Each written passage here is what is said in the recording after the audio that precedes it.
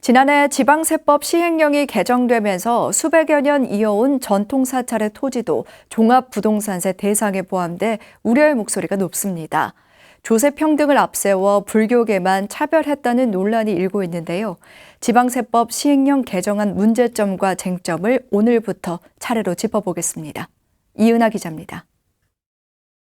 지난해 6월 정부가 지방세법 시행령을 개정했습니다.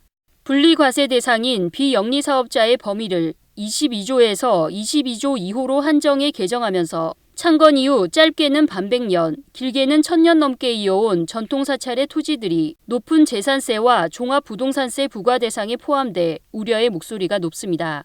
분리과세 최저세율이 0.07%였는데 종합합산과세 세율이 0.5%입니다. 재산세가 최대 7배 정도 상승할 우려가 있고, 그동안 이제 분리과세여서 종합부동산세 적용이 안 됐던 토지들이 종합합산과세로 적용되면서 종합부동산세에 적용될 우려가 있습니다.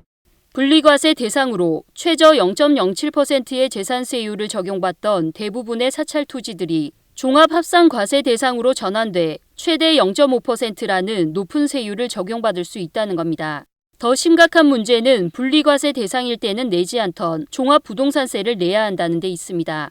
투기 과열을 막기 위해 부과하는 종합부동산세를 종교활동과 공익을 위해 활용하고 있는 전통사찰 보존지에까지 적용해 최대 3%라는 세금 폭탄이 우려되고 있습니다. 지난해 정부는 조세 형평을 근거로 지방세법 시행령 22조에서 규정한 분리과세 대상 전체를 제외하는 개정안에 조계종의 협조를 당부했고, 조계종도 이에 공감했습니다. 학교만 존치를 하고 나머지 부분 삭제를 하였습니다. 이 부분은 정부가 우리 종단에 최초로 설명했던 취지와는 전혀 다르게 개정된 것입니다. 그리고 여기에 대해서는 합당한 소명을 하지 않고 있습니다. 개정안은 조세 형평이라는 개정 취지에 맞지 않을 뿐 아니라 학교 법인의 70% 이상을 보유하고 있는 기독교계에 특혜를 준 게 아니냐는 의혹까지 받고 있습니다.